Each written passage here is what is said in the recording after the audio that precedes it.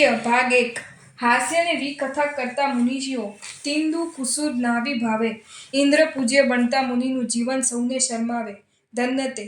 हे तिंदुक तुम बहुत समय से नहीं मिले, कहाँ चले गए थे? एक मित्र यक्ष ने तिंदुक उद्यान के अधिष्ठायक देव से प्रश्न किया। जैसे मनुष्य में एक मित्र दूसरे मित्र से मिलता है, वैसे ही देवों में भी परस्पर मित्र मिलते हैं, मजाक करते हैं, खेलते हैं। बहुत समय से तिंदुक यक्ष नहीं मिलने से उससे मिलने आए मित्र देव ने उससे ऐसा कहा। मित्र, अभी तो मुझे कहीं जाने की इच्छा या फुर्सत नहीं है। मेरे उद्यान में एक अद्भुत मुनिराज है। कैसी उनकी आराधना, कैसी उनकी साधना। अकेले हैं, चंडाल जाति के हैं, लेकिन जाति स्मरण ज्ञान पाने के बाद दीक्षा लिए। शरीर एकदम बेडोल, मगर उसकी आत्मा सुडोल है। उनका नाम है हरिकेश। अद्भुत उनकी क्षमा और उनकी सरलता। मैं तो उनके प्रति बहुत श्रद्धा वाला बना हूँ। जब तक वे मेरे उद्यान में है, तब तक मैं उनको एक पल के लिए भी नहीं छोड़ूंगा। इस कारण हे मित्र, तुमसे मिलना नहीं हुआ। मित्रदेव की ये बात सुनकर कहता है, मेरे उद्यान में भी अनेक मुनिराज हैं, चल उनके भी दर्शन कर ले, बहुत आनंद आएगा।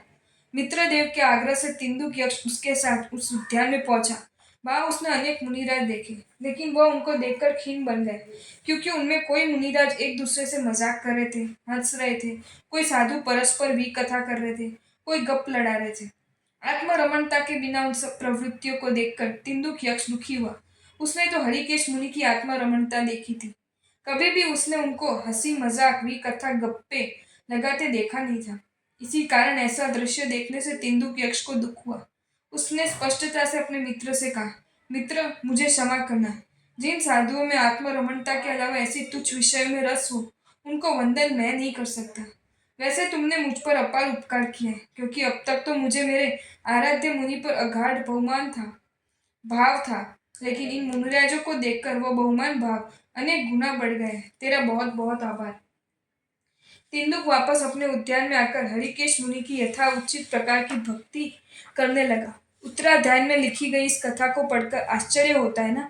यक्ष देव सम्यक्त्वे ही होते हैं, ऐसा कोई नियम नहीं। शक्य है कि ये तिंदुक मिथ्यात्व भी हो सकता है। ऐसे सामान्य देव के पास जीन शासन संबंधी जानकारी न भी हो, फिर भी यह यक्ष हास्य विकथा आदि करने वाले को वंदन करने के लिए तैयार नहीं है। तो जो सम्यक्त्वी है, जो असंख्य देवों के स्वामी है, जिनकी प्रज्ञा विशिष्ट कोटि की हो, ऐसे इंद्र तो हंसी मजाक विकथा करने वाले मुनियों को वंदन करेगा ही नहीं। ये तो स्वाभाविक है ना। वह इंद्र तो तिंदुक यक्ष 1000 गुनी सूक्ष्म दृष्टि से विचारने वाला होता है।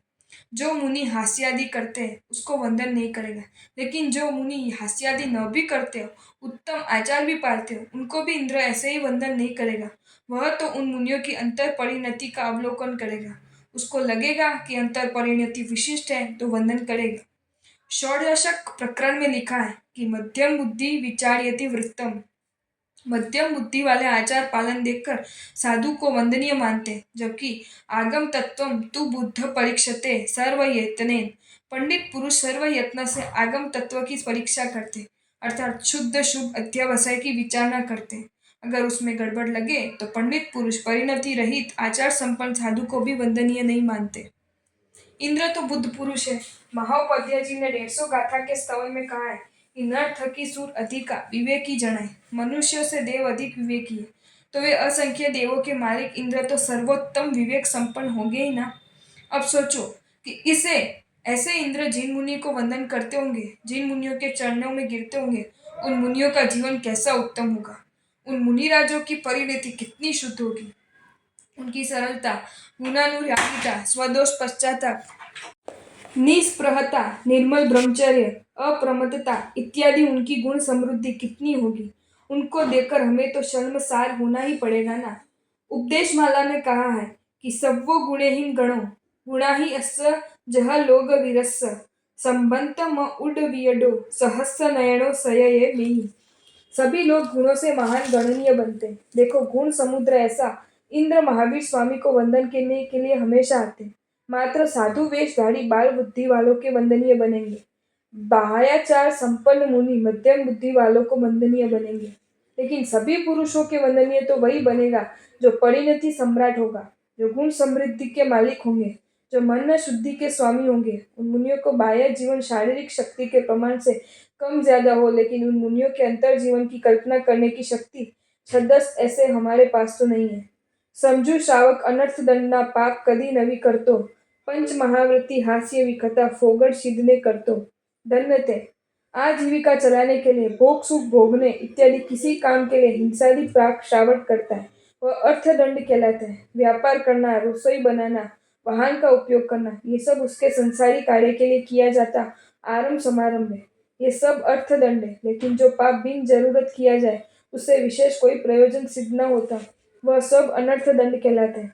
मजाक करना, खूब हंसना, एक दूसरे को नीचा दिखाना, द्विअर्थी शब्द बोलकर सबको हंसाना, जोक्स कहना, ये सब अनर्थ दंड है। इसमें गृहस्थ धर्म पुरुषार्थ तो नहीं साधते, लेकिन अर्थ पुरुषार्थ और काम पुरुषार्थ भी नहीं साधते। मतलब किसी भी प्रकार के पुरुषार्थ के लिए अनुपयोगी ऐसी ये प्रवृत्ति अनर्थ दंड बनती है। वैसे देखने जाए तो अनर्थ अर्थ दंड और अर्थदंड दोनों पाप ही है। दोनों में पाप कर्म बंधते हैं। लेकिन अर्थदंड में एक फल तो मिलता है, धन मिलता है, भोग सुख मिलता है, अर्थ काम पुरुषार्थ सिद्ध होता है। जबकि अनर्थ दंड में तुच्छ फल के अलावा विशेष कुछ भी नहीं मिलता। मतलब इस अपेक्षा से अनर्थ दंड अर्थदंड से ज्यादा खतरनाक है। संक्षेप में यह कि संसारियों को जो पाप किए बिना नहीं चलता वे पाप अर्थदंड, और जो पाप किए बिना भी संसार नहीं अटकता वैसे पाप कर रहे वह अनर्थ दंड है। अपेक्षा से टीवी, सिनेमा, न्यूज़पेपर ये सभी अनर्थ दंड है। श्रावक 12 व्रत ग्रहण करे, उसमें 8वें व्रत में इस अनर्थ दंड का जितना ज्यादा हो सके उतनी ज्यादा वस्तुओं का त्याग करे। उसमें भी सयाना श्रावक तो विचार करता है कि मुझे संसार चलाने के लिए व्यापार करना पड़ता है, पत्नी आदि को जरूरी वस्तुएं लाकर देनी पड़ती है, स्नान पान आदि करना पड़ता है। ये सब नहीं करूँ तो मेरा संसार नहीं चलेगा। मतलब यही कि पाप अच्छे नहीं लगते, लेकिन फिर भी विवश होकर करना पड़ता है। लेकिन मजाक करना, हंसी ठिठोली करना, न्यूज़पेपर में बेमतलब की बातों में समय पसार करना, एक दूसरे की निंदा करनी, ये सब करने की मुझे क्या जरूरत है। अरे व्यापार की परिस्थिति समझने के लिए इत्यादि के लिए न्यूज़पेपर आदि को देखना पड़ता है, कोई प्रोग्राम टीवी में देखना पड़ता है। इसके अलावा न्यूज़पेपर अथवा टीवी आदि तो फालतू समय बिगाड़ते हैं, उसमें क्यों मानव भव का अमूल्य समय बिगाड़ना।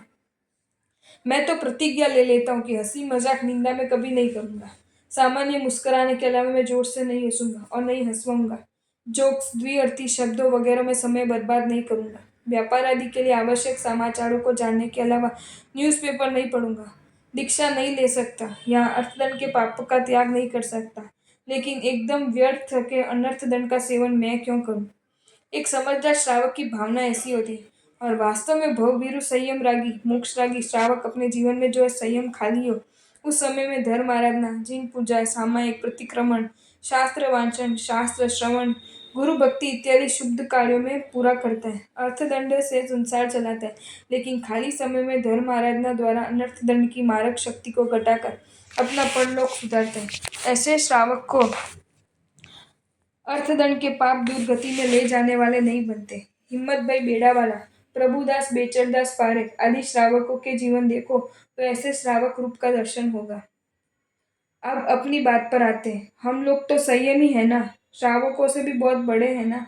उन पंचम गुण स्थानवर्तियों से हम षष्टम गुणा स्थानवर्ती अनंत गुणी विशुद्धि वाले हैं ना। उनकी मासक क्षमन आदि समस्त आराधनाओं के आगे अपनी नौकरसी जैसी सामान्य आराधना भी अनंत गुण निर्जरा वाली कहलाती है ना। तो जो दोष उनमें न हो वे दोष अपने में हो सकते हैं क्या। ये शुभास्पद है। वे श्रावक अनर्थ दंड के पाप नहीं करते, बिना विकल्प अर्थदंड के पाप करते हैं। जब हम अर्थदंड के पाप नहीं करते और अनर्थ दंड के पापों को करते हो तो क्या वह योग्य कहलाता है। हम लोग व्यापार नहीं करते, फैक्ट्री वगैरह की हिंसा नहीं करते, स्नान, रसोई इत्यादि नहीं करते, लेकिन सुबह शाम दोपहर खूब हंसते हो। एक दूसरे की मजाक, हंसी मजाक, निंदा, क्रिकेट आदि की व्यर्थ बातें करते हो।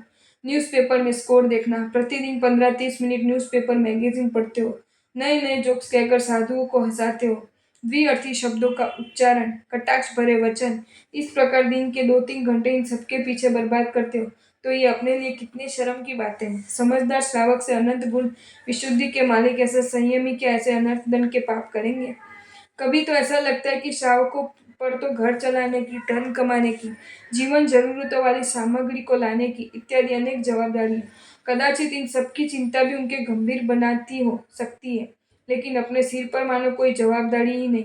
हमें व्यापार करने नहीं जाना, नौकरी करने नहीं जाना, करंट बिल, टेलीफोन बिल आदि भरने नहीं जाना, जीवन जरूरियात वस्तुएं लेने नहीं जाना, बच्चों को स्कूल छोड़ने नहीं जाना, रसोई बनानी नहीं, हम लोग सुबह 7 बजे तक सोए रहे तो भी कहने वाला कौन है? अगर कोसी पानी लानी हो तो आधे एक घंटे में सब कुछ करने के बाद सुबह 9 से 12 तक गप्पे लड़ाए, सोए रहे, कॉमिक्स, न्यूज़पेपर, मैगजीन पढ़े तो भी पूछने वाला कौन? 3 समय 4 बार भरपेट भोजन करे तो भी अटकाने वाले कौन? हम उम्र और परिपक्व साधु मिलकर हास्य कथा, विकथा आदि करे तो रोकने वाला कौन? आपको ये वीडियो अच्छा लगा हो तो इसे लाइक करें और शेयर करें और ऐसे ही नए नए वीडियोज़ देखने के लिए सब्सक्राइब करें हमारी channel Jain facts and stories को।